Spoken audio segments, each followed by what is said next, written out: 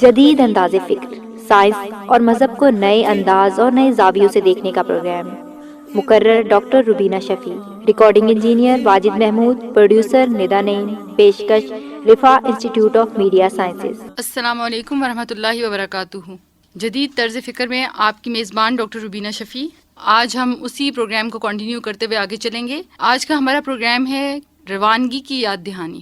روانگی کون سی؟ جس کو اللہ تعالیٰ قرآن پاک کی سورہ انشقاق آیت نمبر 6 میں فرماتے ہیں، یا ایھا الانسان انک قادح الی ربک قدحا فملاقیہ۔ اے انسان، بے شک تو چلا جا رہا ہے اپنے رب کی طرف کشاں کشاں، بالآخر تو تجھے اسی کے حضور پیش ہونا ہے۔ زندگی پلک جھپکتے گزر جائے گی، کوئی 100 سال بھی جیے تو آخر ایک دن جانا ہے، اور حقیقت سے کوئی بھی انکار نہیں کر سکتا۔ اللہ تعالیٰ قرآن پاک میں فرماتے ہیں، قل ان الموت الذی تفرون منہ فانہ ملاقیکم ثم تردون الی عالم الغیب والشہادۃ فینبئکم بما کنتم تعملون۔ کہہ دیجئے، جس موت سے تم بھاگتے پھرتے ہو وہ تمہیں پہنچ کر ہی رہے گی، پھر تم چھپے کھلے کے جاننے والے کی طرف لوٹائے جاؤ گے، اور وہ تمہارے کیے ہوئے تمام کام تمہیں بتا دے گا۔ وَلَن يُؤَخِّرَ اللَّهُ نَفْسًا إِذَا جَاءَ أَجَلُهُ وَاللَّهُ خَبِيرٌ بِمَا تَعْمَلُونَ۔ اور جب کسی کا مقرر وقت آ جاتا ہے تو پھر اسے اللہ تعالیٰ ہرگز مہلت نہیں دیتا، اور جو کچھ تم کرتے ہو اسے اللہ بخوبی جانتا ہے۔ پھر آخر وہ دن آ پہنچتا ہے جس کو آنا ہی تھا۔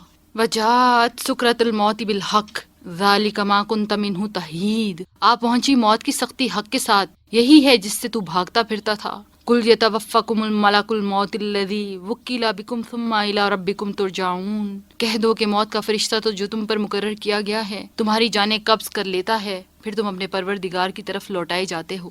حَتَّىٰ إِذَا جَاءَ أَحَدُكُمُ الْمَوْتُ تَوَفَّتْهُ رُسُلُنَا وَهُمْ لَا يُفَرِّطُونَ۔ جب تم میں سے کسی کو موت آ پہنچتی ہے، اس کی روح ہمارے بھیجے ہوئے فرشتے قبض کر لیتے ہیں، اور وہ ذرا کوتاہی نہیں کرتے۔ اور یہاں میں مزید آپ کو ایک بات بتاتی چلوں، سائنس کا ریلیشن اس طرح سے تو بہت ضروری نہیں کہ ہمارا آیت کو سائنس پر پرکھیں، کیونکہ قرآن ایک پرکھی ہوئی کتاب ہے جس کو اللہ تعالیٰ نے ہمارے لیے نازل کیا، اور اس کی حفاظت کا ذمہ بھی خود لیا۔ لیکن آج جو ریسرچز ہیں وہ یہ بتاتی ہیں کہ خون کی جو نالیاں ہوتی ہیں، blood vessels, arteries and veins, ان سب کی اگر ٹوٹل لینتھ فائنڈ آؤٹ کریں تو ہم اس کو کرنے سے بھی رہ جائیں گے، کیونکہ وہ کئی ہزار کلومیٹرز ہیں۔ اور اگر یہاں دیکھیں کہ جب فرشتے جان نکالنے آئیں گے تو ایک ایک رگ سے، ایک ایک کیپلری سے، ایک ایک آرٹری اور وین سے جان نکالی جائے گی۔ اسی لیے اللہ کے نبی صلی اللہ علیہ وسلم نے فرمایا، اللہم اعننا علی غمرات الموت و سکرات الموت، کہ اللہ ہمیں موت کی سختیوں اور بے ہوشیوں سے بچانا۔ اور حضرت عائشہ رضی اللہ عنہا کہتی ہیں کہ میں نے جس طرح رسول اللہ صلی اللہ علیہ وسلم کو حالت نزا میں دیکھا تو ان کی اس تکلیف کے بعد میں کسی کی بھی موت کی تکلیف کو کچھ نہ سمجھتی، کیونکہ اگر اللہ کے رسول کو اتنی تکلیف ہوئی ہے تو میں اور آپ کیا ہیں؟ تو ذرا سوچئے اس موت کے لیے ہم نے کیا تیار کر رکھا ہے۔ اسی طرح اللہ تعالیٰ سورہ قیامہ کی آیت نمبر 26 سے 30 میں فرماتے ہیں، کلا اذا بلغت التراقی وقیل من راق وظن عنہ الفراق والتفت الساق بالساق الی ربک یومئذ المساق۔ ہرگز نہیں، جب روح ہنسلی تک پہنچ جائے گی اور کہا جائے گا ہے کوئی دم جھاڑنے والا، اور وہ سمجھ گیا کہ یہ وقت جدائی کا ہے، اور پنڈلی سے پنڈلی جڑ جائے گی، تو اپنے رب کی طرف اس دن روانگی ہوگی۔ سورہ العنکبوت 567، کل نفس ذائقۃ الموت، ہر نفس کو موت کا مزہ چکھنا ہے۔ موت کو یاد رکھنا مسلمان کو تقویٰ کے قریب کر دیتا ہے، اور اسی طرح موت کے بعد کے اعمال کے بارے میں انسان سوچنے لگ جاتا ہے، وہ اپنے آپ کو گناہوں سے بچانے لگ جاتا ہے۔ اسی لیے رسول اللہ صلی اللہ علیہ وسلم نے فرمایا، سنن ترمذی کی روایت ہے، لذتوں کو مٹانے والی چیز یعنی موت کو کثرت سے یاد کیا کرو۔ آپ صلی اللہ علیہ وسلم نے یہ کیوں کہا؟ کیونکہ ہم انسان ہیں، ہم دنیا کی لذتوں میں، اٹریکشنز میں، رنگینیوں میں کھو جاتے ہیں، لیکن جب انسان اپنی موت کو یاد کرتا ہے تو اس کے خیالات میں ایک دم سے ایسا ایک انقلاب اٹھتا ہے کہ اس کا دل دنیا سے اچاٹ ہونے لگتا ہے۔ اسی لیے اللہ کے رسول صلی اللہ علیہ وسلم نے فرمایا کہ موت کو کثرت سے یاد کیا کرو، کیونکہ یہ مزوں کو اور چسکوں کو ختم کر دینے والی چیز ہے نا۔ اور اللہ کے نبی کی ہر بات میں ایک حکمت اور سمجھ ہے، اور آج اگر ہم دیکھیں تو موت ہمارے سامنے ارد گرد بکھری پڑی ہوتی ہے۔ اس وقت تو ہم میں سے کوئی بھی یہ نہیں کہہ سکتا کہ اس نے موت نہیں دیکھی، کیونکہ میڈیا کی وجہ سے ہم میں سے ہر کوئی بے شمار موتیں اکثر روز دیکھتے ہیں، لیکن کسی کی موت دیکھ کر ایک مومن کا معاملہ کیا ہے کہ وہ دل میں سوچے کہ کل میرا بھی وقت آنا ہے، کیونکہ یہ کوئی نہیں جانتا کہ اس کا وقت کہاں ہوگا، کب ہوگا، اور وجہ موت کیا ہوگی۔ لیکن موت برحق ہے، اللہ رب العزت کے سوا کوئی نہیں جانتا کہ کب موت آئے گی۔ جب آ جائے گی تو پھر اسے کوئی ٹال نہیں سکے گا۔ اس کو اللہ تعالیٰ سورہ آل عمران میں فرماتے ہیں لنفس ان تموت الا باذن اللہ کتابا مؤجلا، اللہ تعالیٰ کے اذن کے بغیر کسی ذی روح کو موت نہیں آ سکتی، اس کا وقت لکھا ہوا ہے۔ اسی طرح اللہ تعالیٰ ایک اور جگہ پہ فرماتے ہیں فَإِذَا جَاءَ أَجَلُهُمْ لَا يَسْتَأْخِرُونَ سَاعَةً وَلَا يَسْتَقْدِمُونَ، پھر جب اس کا وقت آ جائے گا تو ایک گھڑی نہ پیچھے رہ سکتے ہیں اور نہ ہی آگے بڑھ سکتے ہیں۔ اللہ کے ہاں عمر کی حد یا موت کا وقت متعین کیے جانے پر رسول اللہ صلی اللہ علیہ وسلم نے فرمایا کہ اللہ تعالیٰ نے رحم مادر میں یعنی ماں کے یوٹرس میں ہی ایک فرشتہ مقرر کیا ہوتا ہے، وہ سب حال اللہ تعالیٰ سے عرض کرتا رہتا ہے پروردگار ابھی یہ نطفہ ہے، یعنی جب وہ بالکل بننا شروع ہوتا ہے تو اس وقت وہ ایک بالکل 2 سیلز کے ملنے کی وجہ سے زائگوٹ ہوتا ہے جس کو نطفہ کہتے ہیں، اب پھٹکی ہوا، اب گوشت کا لوتھڑا بن گیا، یعنی گروتھ اس کی ہوتی جا رہی ہے۔ پھر جب اللہ سبحانہ و تعالیٰ بچے کی پیدائش پوری کرنا چاہتے ہیں تو فرشتہ پوچھتا ہے پروردگار یہ مرد ہوگا یا عورت، بدبخت ہوگا یا نیک بخت، اور اس کی روزی کیا ہے، اس کی عمر کیا ہے؟ تب جیسا اللہ تعالیٰ کا حکم ہوگا سب کچھ ماں کے پیٹ میں پیدا ہوتے ہی بچے کے لیے لکھ دیا جاتا ہے۔ بخاری کی روایت ہے۔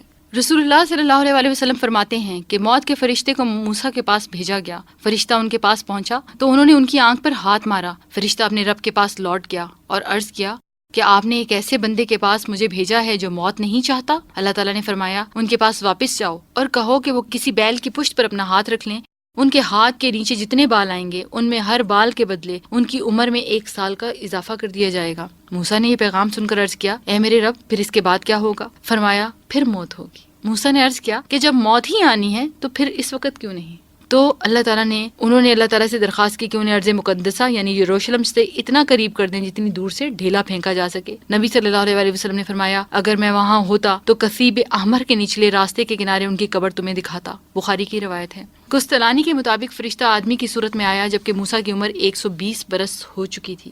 نیز موسیٰ یہ سمجھے کہ یہ آدمی بلا اجازت کوئی نقصان پہنچانے کی نیت سے آیا ہوگا، اس لیے آنکھ پر مارا۔ مسلم اور نسائی میں اس مفہوم کی روایتیں بھی منقول ہیں۔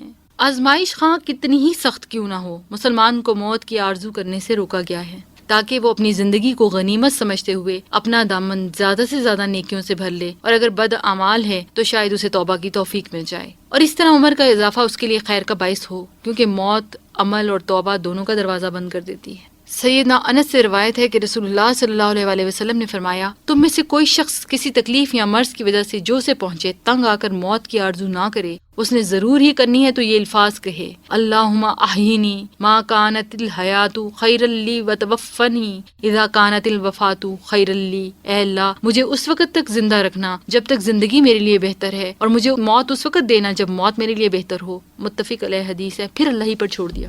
یعنی مومن اس طرح کے کوئی بھی فیصلے کرنے سے پہلے یہ ضرور سوچتا ہے کہ میرے رب کی اس کے بارے میں رضا اور چاہت کیا ہے، اور یہ یاد رکھیں کہ اللہ کو اپنے بندے سے محبت 70 ماؤں جتنی ہے، اور اللہ کی محبت صرف دنیا کے اوپر منحصر نہیں ہے، اللہ ہماری آخرت کو سامنے رکھتے ہوئے ہمارے لیے فیصلے کرتے ہیں، اور اگر ہم اپنے فیصلوں کو ان کے حوالے کر کے خود اپنے آپ کو ان کے مطابق اپنی زندگی کو گزاریں گے تو یاد رکھیں اللہ کبھی انسان کو تکلیف میں نہیں ڈالتا۔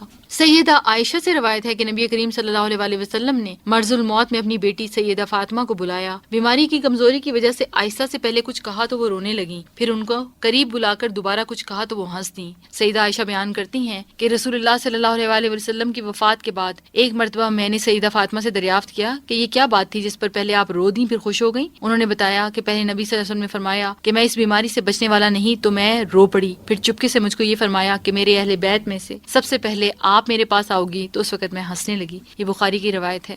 کس کو کس مقام پر موت آئے گی اللہ تعالیٰ اس بارے میں فرماتے ہیں وما تدری نفسم بأی ارض تموت ان اللہ علیم خبیر، کوئی متنفس نہیں جانتا کہ کس سرزمین میں اسے موت آئے گی، بے شک اللہ تعالیٰ ہی جاننے والا باخبر ہے۔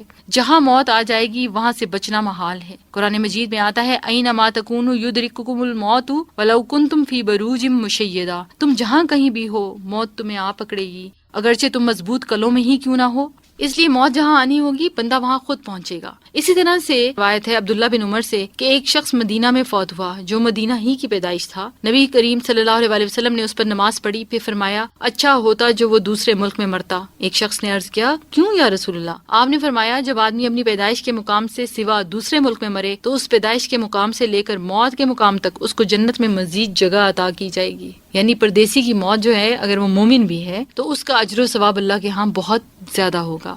اسی طرح سے اگر ایسی جگہ کی آرزو کی جائے جو بابرکت سرزمین ہو یا مقدس مقام ہو، مثلا بیت المقدس کے قریب یا حرمین شریف یعنی ریاض الجنہ میں موت آ جائے، یا جنت البقیع اور جنت المعلا میں سے کہیں دفن ہو، تو یہ درست ہے، یعنی ایسی موت کی طلب کرنا یہ درست ہے۔ سیدنا انس سے روایت ہے کہ ایک اعرابی دیہاتی نے رسول اللہ صلی اللہ علیہ وسلم سے پوچھا قیامت کب آئے گی؟ رسول صلی اللہ علیہ وسلم نے فرمایا تم نے اس کے لیے کیا تیاری کر رکھی ہے؟ اعرابی نے کہا اللہ اور اس کے رسول صلی اللہ علیہ وسلم سے محبت، ان کے دیے ہوئے احکام کی اطاعت اور فرمانبرداری۔ آپ صلی اللہ علیہ وسلم نے فرمایا پھر تم انہی کے ساتھ ہوگے جن سے تم نے محبت رکھی۔ لیکن محبت کیا ہوتی ہے؟ صرف کہہ دینے سے تو محبت نہیں ہے نا، محبت قربانی مانگتی ہے، یعنی اطاعت اور فرمانبرداری۔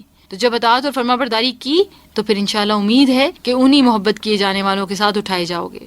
اب کچھ بات ہم اس آخری سفر کی تیاری کے لیے کر لیتے ہیں۔ وفات سے پہلے قریب المرگ شخص کے پاس موجود حاضرین پر کچھ ذمہ داریاں عائد ہوتی ہیں، یعنی جہاں کوئی شخص فوت ہو رہا ہو تو اس کے قریب جتنے لوگ ہیں ان کے اوپر کچھ رسپانسبلٹیز ہیں، اور وہ کیا ہیں کہ ہمارے نبی صلی اللہ علیہ وسلم کے مرض الموت کی کیفیات کے حوالے سے ان کا یہاں تذکرہ کیا جاتا ہے کہ سنت میں یعنی جو کام ان کے ساتھ ہوئے اسی طرح ہمیں بھی کرنے چاہیے۔ اگر کہیں موقع ایسا آ جائے کہ کوئی فوت ہونے والا فوت ہو رہا ہو اور ہم وہاں موجود ہوں تو یہ چیز بھی ہمارے لیے اجر کا ذریعہ بن جائے گی۔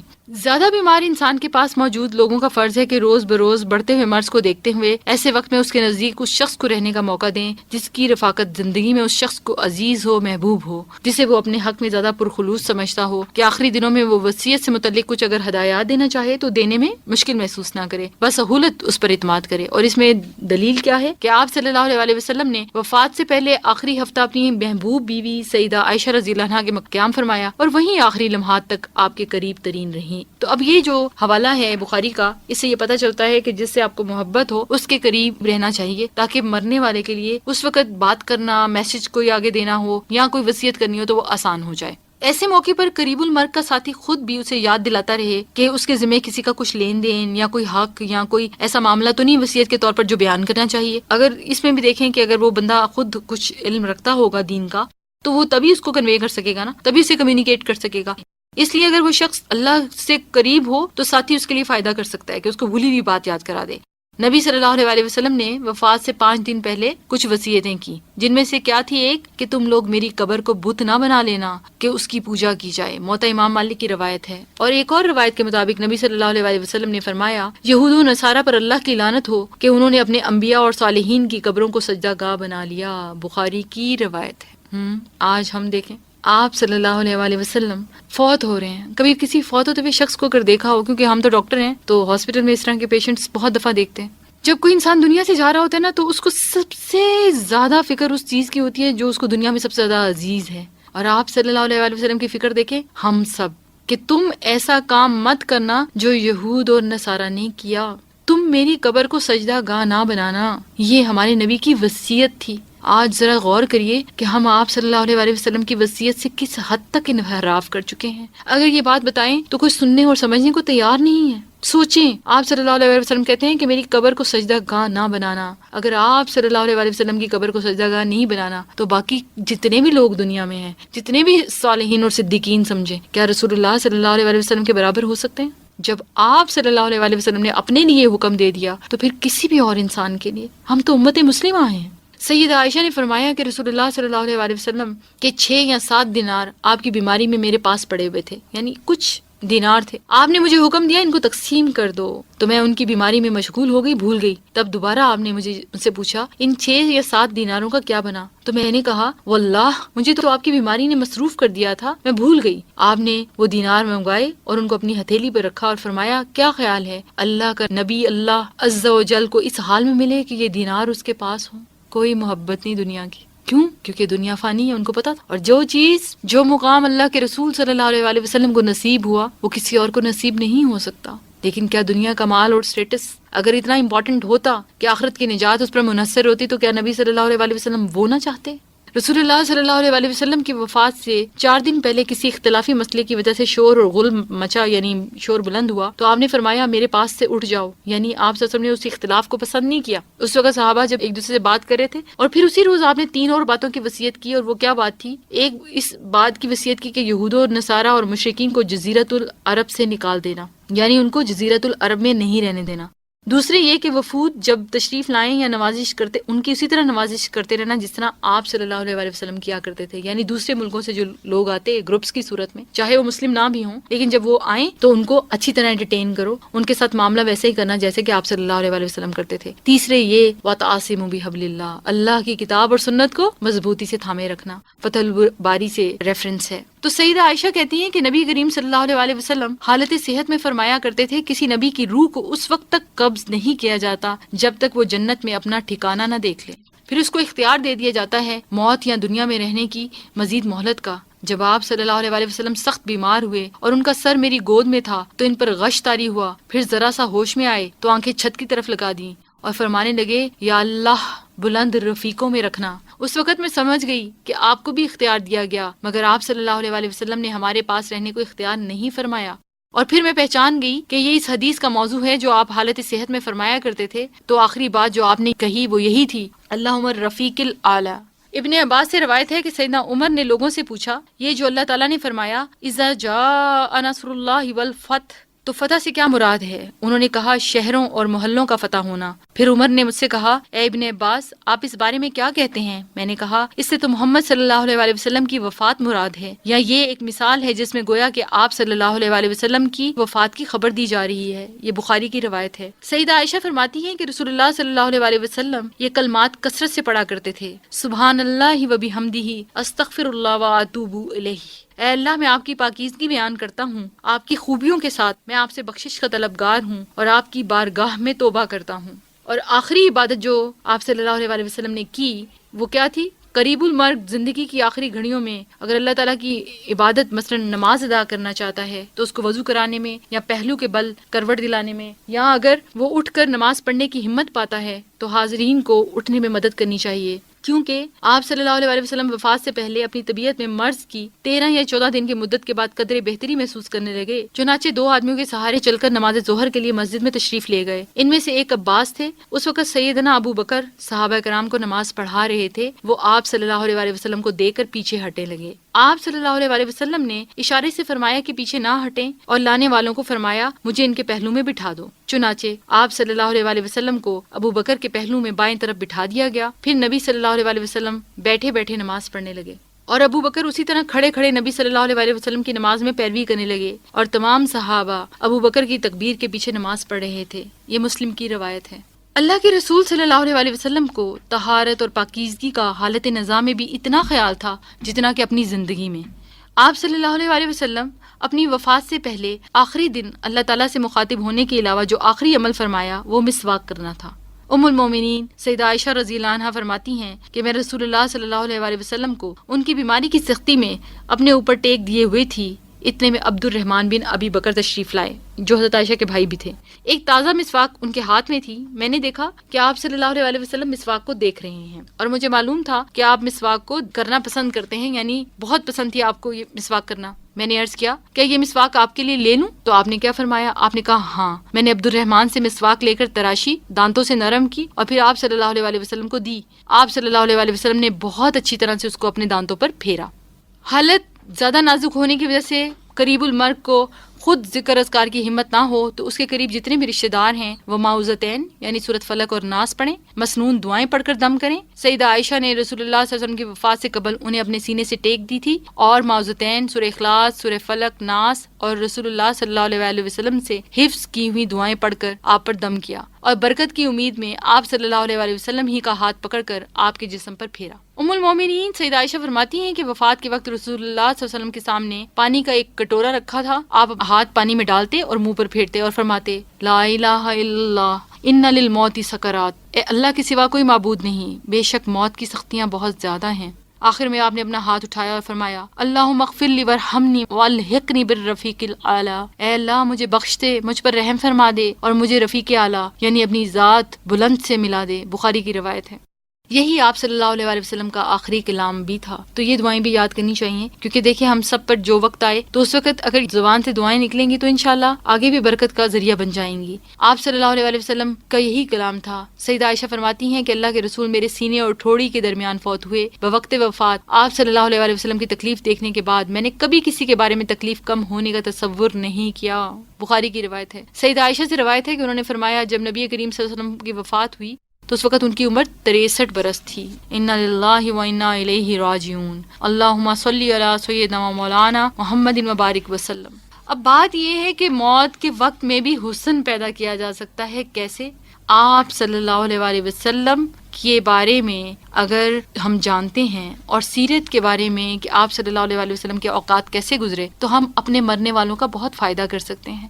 اور یہ باتیں ذرا سوچنے کی ہیں اور سمجھنے کی بھی ہیں اور حکمت کے انتہائی قریب ہیں کہ بیمار ہے تو اس کے قریب وہ رہے جو اس کو پسند ہے. زیادہ لوگوں کا رش نہ ہو، کیونکہ شور اور غوغا ہوا تو آپ صلی اللہ علیہ وسلم نے کیا فرمایا کہ میرے قریب سے اٹھ جاؤ. تو اس سے کیا پتہ چلتا ہے کہ بیمار کو تنگ نہیں کرنا چاہیے. اگر اس کو لوگوں کا رش پسند نہیں آ رہا تو سمجھ جائیں، اگر اس کو باتیں زیادہ پسند نہیں آ رہی تو وہاں سے ہٹ جائیں، پھر پسندیدہ لوگ پاس رہیں. پھر اس میں بھی آپ صلی اللہ علیہ وسلم کو وصیت جیسے انہوں نے کی، تو اگر کوئی وصیت سے متعلق چیز ہے تو جو ساتھی پاس ہو اگر ان کو موت سے متعلق ان کو ذکر اذکار کے ساتھ ساتھ ایسی باتیں بھی کرنا کہ جس سے ان کو وصیت یاد آ جائے. اور اسی طرح سے ایسے کہ پیغمبروں کو جو اختیار ملا اور اس کے مطابق انہوں نے جو فیصلے کیے اور پھر آخرت کی جو تیاری ہے. اب یہ تمام چیزیں جو ہیں ہمیں ایک ایک ایشو کے اوپر آپ صلی اللہ علیہ وسلم کی مکمل رہنمائی ملتی ہے. آپ دیکھیے کوئی ایسی بات نہیں ہے جس کے بارے میں نبی صلی اللہ علیہ وسلم کی کوئی بات موجود نہ ہو جو ہماری زندگی سے ریلیٹڈ ایشوز ہیں. آج دیکھیں آج مسلمانوں کی زندگیوں میں اتنی بے برکتی کیوں پڑ گئی؟ کیونکہ ہم لوگوں نے آپ صلی اللہ علیہ وسلم کے اسوہ کو چھوڑ دیا. ہم آپ صلی اللہ علیہ وسلم سے محبت کے جھوٹے دعوے تو شاید کرتے ہیں، لیکن اگر اس محبت میں ہمیں کوئی اطاعت کرنی پڑے، اس میں کچھ فالو کرنا پڑے، کچھ جبر محسوس کرنا پڑے، مشکل سہنی پڑے، تو ہم سوچتے ہیں کہ یہ تو نہیں، محبت میں تو کام کرنے کی ضرورت نہیں. محبت قربانی مانگتی ہے. ایک ماں کی محبت بچے کے لیے قربانی کی دیکھیں، سطح دیکھیں، لیول دیکھیں. اور کسی کی بھی محبت کسی کے لیے اگر دیکھیں تو کیا ہوتا ہے؟ اپنی پسند کی چیز اس کو دے رہے ہوتے ہیں. تو ذرا سوچئے کہ رسول صلی اللہ علیہ وسلم کی جو آخری وصیتیں تھیں کہ میری قبر کو سجدہ گاہ نہ بنانا. پھر اسی طرح آپ صلی اللہ علیہ وسلم اگر آپ سیرت کو مزید پڑھیں تو فوت ہوتے وقت ایک ہی بات کہتے ہیں، الصلاۃ الصلاۃ الصلاۃ، نماز نماز نماز. آج ہم لوگوں کو اپنی نماز کی کتنی پرواہ ہے. دنیا کے کام ہمیں اہم لگ رہے ہوتے ہیں اور نماز ہمیں غیر اہم لگ رہی ہوتی ہے. اللہ کے نبی صلی اللہ علیہ وسلم کو جنت کی بشارت دنیا میں ملی کہ نہیں؟ محبوب تھے نا اللہ کے، لیکن کیا نماز چھوڑتے تھے؟ اور آج ہم کوئی بھی نماز پڑھے بغیر یہ کہتے ہیں کہ اللہ بہت غفور الرحیم ہے. تو نماز نماز نماز. نبی صلی اللہ علیہ وسلم کی بھی یہی وصیت تھی، جاتے جاتے شرک سے روکنا، قبروں کو سجدہ گاہ مت بناؤ، میری قبر کو بت نہ بنانا. تو کسی کی بھی قبر کو بت بنانا کیا جائز ہوگا؟ سوچنے کا مقام ہے، لمحہ فکریہ ہے، غور کیجئے، یہ وقت کہیں گزر نہ جائے. اللہ ہمیں اور آپ کو توفیق عطا فرمائے کہ جو بھی ہم پڑھتے ہیں اس کو اللہ تعالیٰ جو چاہتے ہیں ہم سے اور اللہ کے رسول صلی اللہ علیہ وسلم کی اطاعت کرنے والا بنائے، ہماری اور ہمارے بچوں کی زندگیوں میں برکت عطا کرے اور ہمیں اس دنیا کو آخرت کی کھیتی بنانے والا بنائے. مجھے اجازت دیجیے، آپ کی میزبان ڈاکٹر روبینہ شفیع، رفاع یونیورسٹی سے. السلام علیکم ورحمۃ اللہ وبرکاتہ. سبحانک اللہم و بحمدک، نشہد ان لا الہ الا انت، نستغفرک و نتوب الیک. ابھی آپ سن رہے تھے پروگرام جدید انداز فکر. مقرر doctor Rubina Shafi, assistant professor anatomy, Riphah international Islamic medical college. Recording engineer Wajid Mahmood. Producer Nida Naeem. پیشکش Riphah institute of media sciences.